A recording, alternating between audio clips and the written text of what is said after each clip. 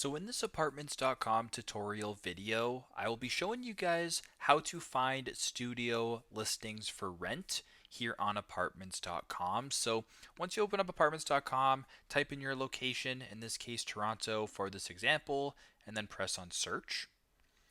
Once you're on this page to find studio apartments specifically, I want you to go up to where it says beds slash baths, and then where it says studio plus right here, you can do that. But this also means studio plus, so it's not the simplest way.